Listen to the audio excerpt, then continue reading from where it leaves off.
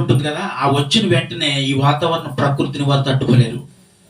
ఎందుకంటే అప్పటి వరకు తల్లి గర్భంలో ఉన్నారు, వారికి లోకం అంటే ఏంటో తెలియదు, లోకంలో దానికి సంబంధించిన ఏది తెలియదు.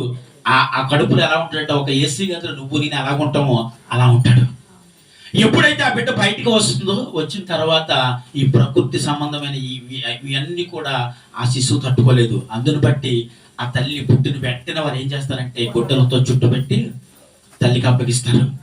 యేసుక్రీస్తు ప్రభు పుట్టిన తర్వాత కూడా తన తల్లి ఏం చేసింది? పొట్టుకొత్తులతో చుట్టపెట్టి, ఏమండి అంతేనా? అలాగే నా భర్త తన కుమార్ ఎందుకు మరి తన దేవుడు కదా అంటే, తన దేవుడుగా కాదు కదా, మానవుడుగానే కాదు ఈ భూమి మీదకి వచ్చాడు. తన మానవుడుగానే ఈ భూమి మీదకి వచ్చాడు కాబట్టి నువ్వు నేను ఎలా చేసామో, నువ్వు నేను ఎలా జన్మించామో, నువ్వు నేను ఎలా బ్రతికామో అలాగే ఆయన పుట్టాడు, ఆయన దాచిపెట్టాడు. ఇప్పుడు యేసుక్రీస్తు ప్రభు జన్మించిన తర్వాత ఆయనకు వచ్చిన ఉపద్రవంలో రాజు ద్వారా, హేరోదు రాజు ద్వారా చాలా వచ్చినాయి. కానీ వాటన్నిటి నుంచి తప్పించడానికి అక్కడ మరియను యేసేపును దేవుడు వాడుకున్నాడండి.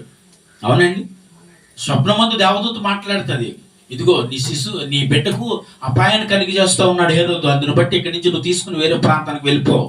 ఏమండి ఆ యేసేపు గారు, ఆ మరియమ్మ గారు ఆ శిశువుని పట్టుకుని ఏమండి అలా తిరుగుతూ రాత్రులనక పగలనక ఆ పట్టుకొని తిరుగుతూ ఆ ఎదిగేంత వరకు కూడా వారు చాలా భద్రపరిచారండి. వారిని భద్రపరిచి ఆ ఒక ఎదిగే వరకు, అంటే నువ్వు నేను ఎదిగే వరకు నీ తల్లి నిన్ను ఎలాగా భద్రపరుచుకుందో అలాగే వారు కూడా భద్రపరచడానికి దేవుడు ఎవరిని వాడుకున్నాడంటే యేసేపును మరియమ్మని దేవుడు వాడుకున్నాడండి. హల్లెలూయా. ఎవరి భూమి మీదకి రావాలంటే ఎవరినో ఒకరిని వాడుకోవాలి. ఎవరిని వాడుకోకుండా రాగలమంటే ఆయన వాడుకొని, ఎందుకంటే ఒక మానవుడిగానే రావాలి. ఆయన వస్తేనే నువ్వు నేను ఎలా బ్రతకాలి ఆయనకు తెలుస్తుంది. ఎందుకు తెలుస్తుంది అంటే మనం ఈ భూమి మీదకి వచ్చిన తర్వాత మనం ఎలా బ్రతుకుతున్నామో అలా ఎదుటి వారు బ్రతకాలి. అంటే ఎలా బ్రతికాడు యేసు అంటే పరిశుద్ధంగా బ్రతికాడు. యేసు ఎలా బ్రతికాడంటే యవ్వన కాలంలో కూడా చెప్పండి శరీర కోరికలు, శరీర ఆశలు ఆయనకి ఉండి ఉంటాయి. కానీ వాటన్నిటిని ఏం చేశాడు అంటే ఎందుకు వాటన్నిటిని చంపుకుని బ్రతికాడంటే తన తండ్రి చిత్తాన్ని నెరవేర్చడానికి. ఎవరి చిత్తం అండి? తన తండ్రి చిత్తమును. అంటే ఎవరైతే ఈ భూమి మీదకి పంపబడ్డారో వారి చిత్తాన్ని నెరవేర్చడానికి ఆయన వాటన్నిటిని చంపుకున్నాడు, వాటన్నిటిని జయించి ఆయన పవిత్రుడిగాను పరిశుద్ధుడిగాను మన మధ్యన బ్రతికాడు. ఎందుకు అలా బ్రతకవలసి వచ్చిందంటే ఆయన బ్రతుకు మనము నేర్చుకోవటానికి. ఏంటండి ఆయన బ్రతుకును ఎలా అయితే బ్రతికాడో దానిని చూసి మనం నేర్చుకోవటం కోసం ఆయన ఈ భూమి మీదకి వచ్చి మనల్ని బ్రతకటం నేర్పించాడు. ప్రియ దేవుని బిడ్డలారా, దేవునికి స్తోత్రం. ఏం నేర్పించాడు? బ్రతకటం నేర్పించాడు ఒక మానవుడికి. ఇగో ఇలా బ్రతికితే నా తండ్రి రాజ్యానికి నువ్వు వారసుడివి. నువ్వు ఇలా బ్రతికితే అంటే అలా బ్రతకడం చేత కాలేదండి ఎవరికి? ఈరోజు నీకు నాకు ఎలా బ్రతకడం చేత కాలేదు? పరిశుద్ధంగా బ్రతకడం చేత కాలేదు. ఎలాంటి మంచి తలాంతులతో బ్రతకాలో చేత కాలేదు. ఎలా బ్రతికితే దేవుని రాజ్యానికి వారసుడిగా పిలువబడతామో అలా బ్రతికే బ్రతుకు నీకు నాకు తెలియలేదు. ఆ బ్రతుకుని ఏం చేసుకున్నావా అంటే నువ్వు పాడు చేసుకున్నావు. ఆ బ్రతికిని పాడు చేసుకున్నందుకు దానిని మళ్ళీ స్థిరపరచబడటానికి యేసుక్రీస్తు ప్రభు ఈ భూమి మీదకి వచ్చాడు అంటుంది. అంటే ఆయన వచ్చి నీ మార్గమును ఏం చేస్తాడంటే సరళము చేసి ఉన్నాడు. హల్లెలూయా. ఏ మార్గాన్ని సరళం చేసి ఉన్నాడు? నువ్వు నడిచిన మార్గం ఏంటి? ఆ మార్గాన్ని చూపడానికి ఆయన మార్గదర్శి. ఈరోజు మన మధ్యన ఆయన పుట్టి ఉన్నాడు అని మన వాక్యాన్ని మనం తెలుసుకుంటున్నాం. చూడండి మత్తయి సువార్త తెలుపుతాం అందరం కూడా. మత్తయి సువార్త 2వ అధ్యాయము 10వ వచనం. మత్తయి సువార్త 2వ అధ్యాయము 9 నుంచి చదవండి, 10 నుంచి చదవండి. వారు ఆ నక్షత్రమును చూసి అత్యానందభరితులై ఇంటిలోనికి వచ్చి తల్లి అయిన మరియను ఆ శిశువును చూసి ఏం చేసి సాగిలపడి ఆయనను పూజించి ఏమి ఇప్పి అంటే తాను పెట్టెలను విప్పి బంగారమును సాంబ్రాణిని బోలమును కానుకలుగా ఆయనకు సమర్పించుడు. దేవుడికి స్తోత్రం చేద్దాం అందరూ కూడా. హల్లెలూయా.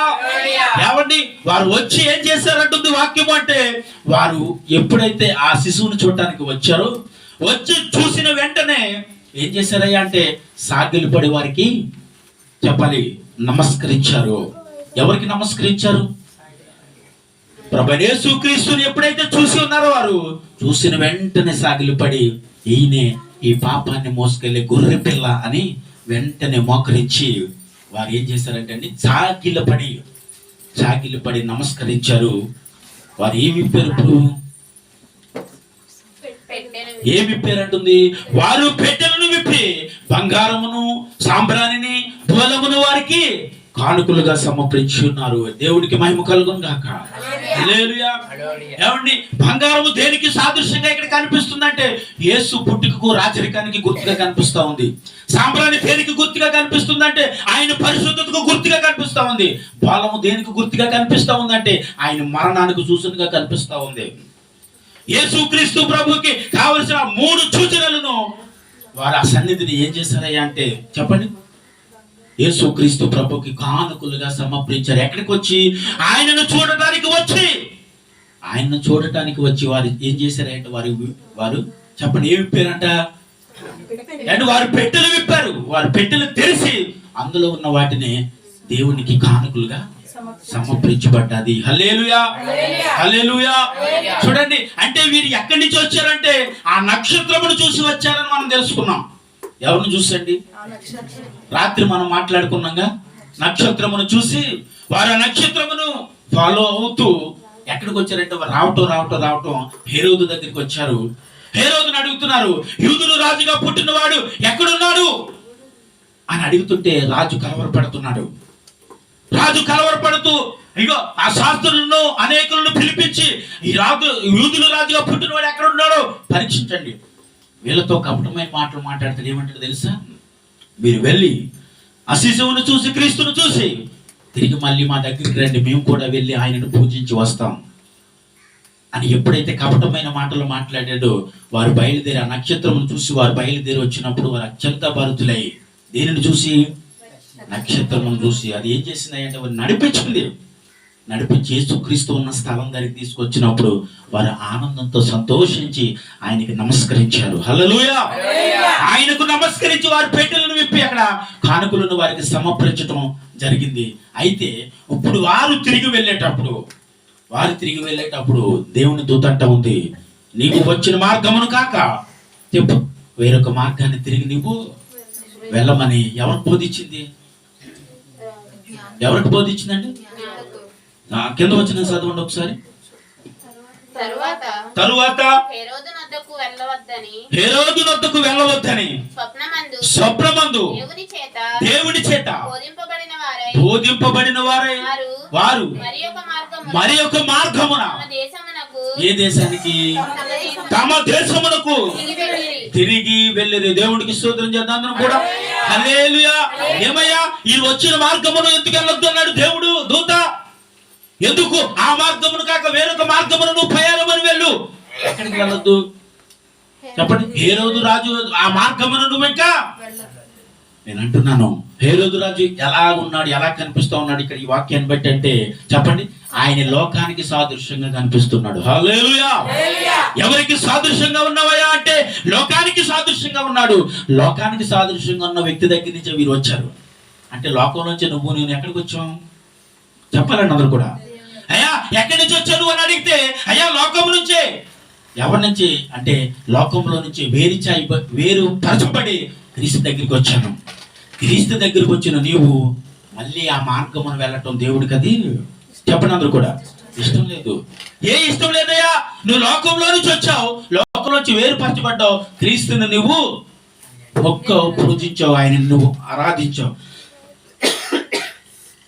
ఏం చేసావు?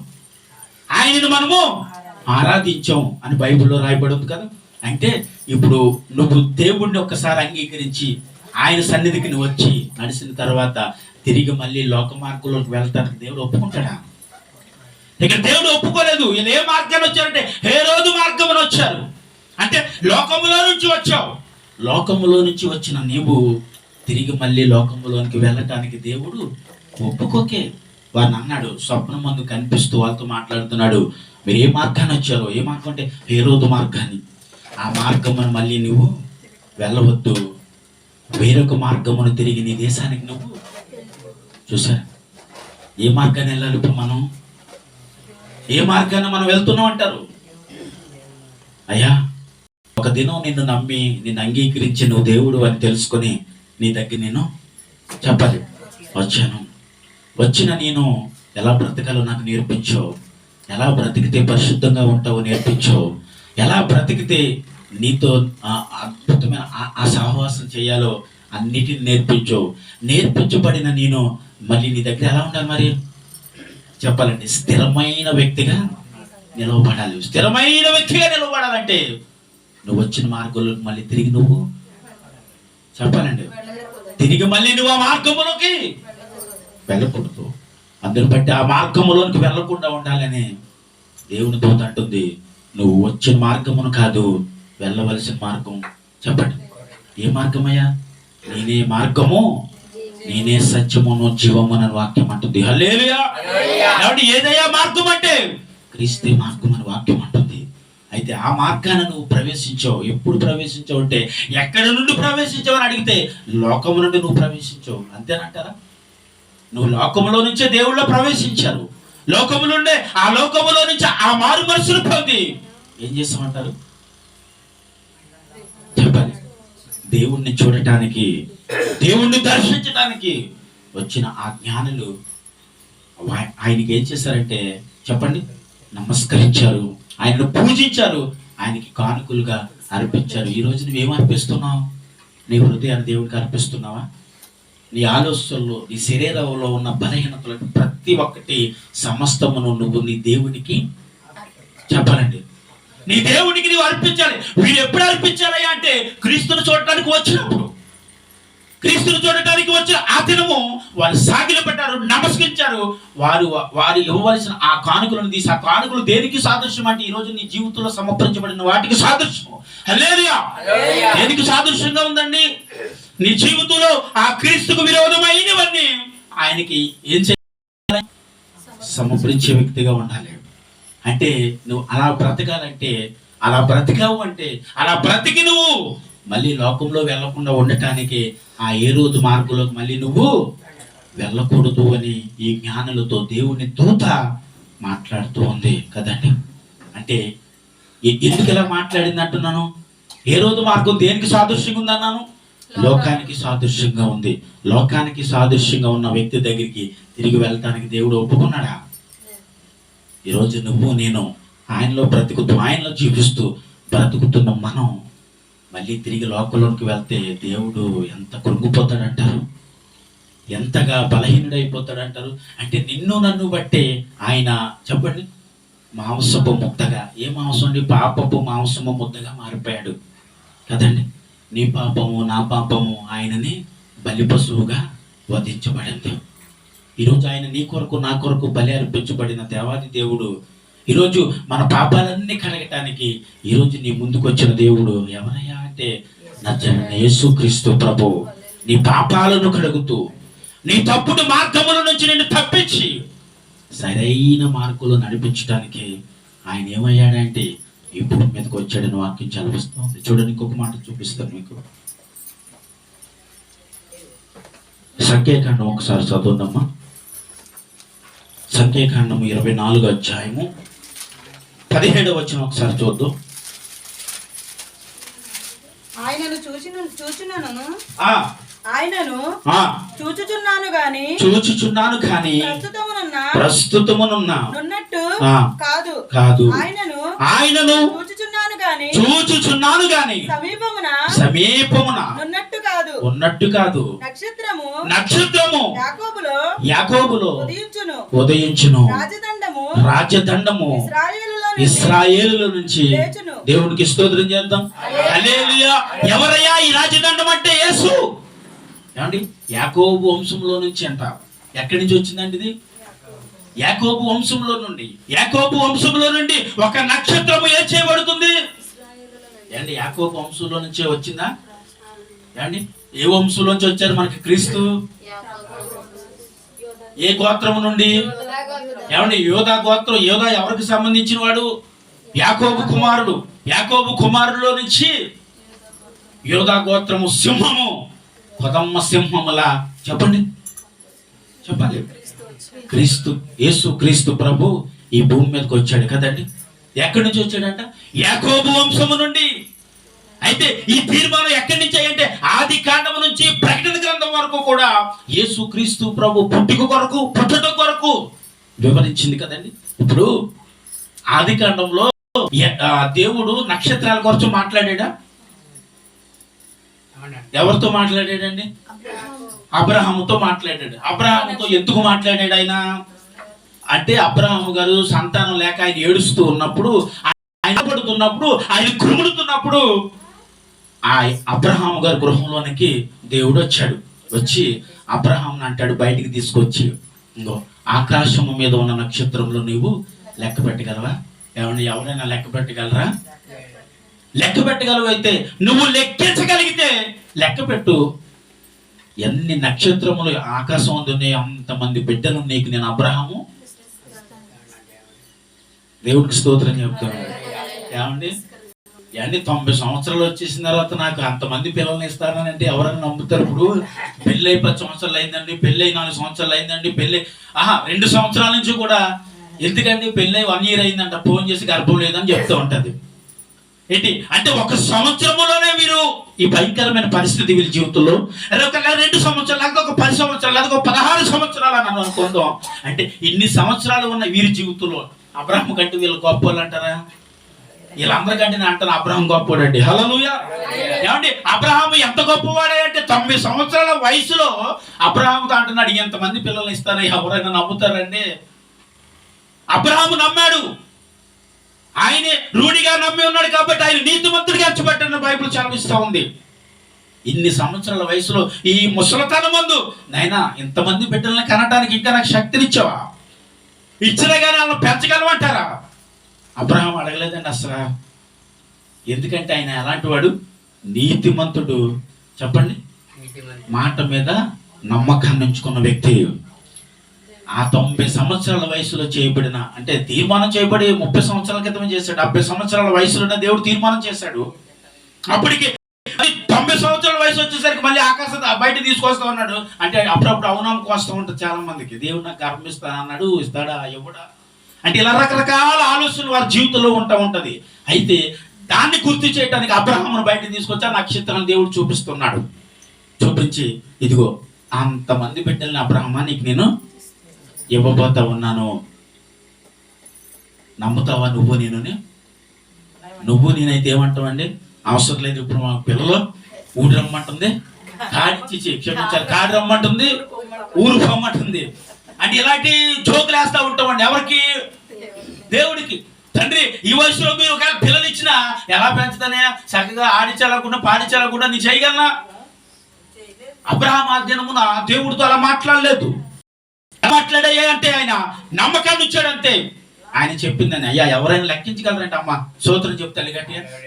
మిమ్మల్ని త్వరలో అందరూ చూడడానికి రాబోతా ఉన్నారు యూట్యూబ్ ప్రేక్షకులు అందరూ కూడా. ఎవరో ఈ వరలక్ష్మి గారు అయ్యారు అప్పమాన అంటా ఉన్నాడు. ఏమండి, అంటే అన్ని సంవత్సరాల వయసులో కూడా ఆయనకి ఆ డౌట్ వచ్చిందా అంటే ఆ డౌట్ రాలేదని నేను అనుకుంటున్నాను.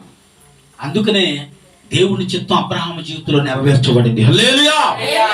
ఏం చిత్తం అండి? దేవుడి చిత్తం అబ్రహాము జీవితంలో నెరవేర్చబడటానికి కారణం ఏంటంటే ఆయన నమ్మకం. ఎవరి నమ్మకం? దేవునికి స్తోత్రం. అబ్రహాము నమ్మకమే తన భార్య గర్భం ధరించడానికి, అంతమంది బిడ్డలను కనటానికి. ఏమండి, రాజులు నీ నుండి వస్తారు. ఎవరయ్యా ఈ రాజు? క్రీస్తు. రాజులు నీలో నుండి వస్తారు. యాకోబు. ఏమండి, యాకోబు ఎక్కడి నుంచి వచ్చాడు? అబ్రహాము నుండేనా? అబ్రహాము నుండి వారి సంతానమును ఇసుక రేణుల వలె విస్తరింపబడ్డాం. ఈరోజు ఆయన నమ్మకాన్ని బట్టి ఆయనకి దేవుడు చేయబడిన తీర్మానం నెరవేరిందా లేదా? నెరవేరింది. తర్వాత రాజుల పీల నుంచి వస్తారు. నక్షత్రమును యాకోబు వంశము నుండి వంశించింది. ఎవరయ్యా? యేసుక్రీస్తు ప్రభువే. ఈరోజు నీ కొరకు నా కొరకు దానిని నెరవేర్చడానికే ఆయన ఈ భూమి మీదకి వచ్చాడు. అంటే ఆయన ఎందుకు వచ్చాడంటే చెప్పండి, అంతే, నిన్ను నన్ను పవిత్రపరిచి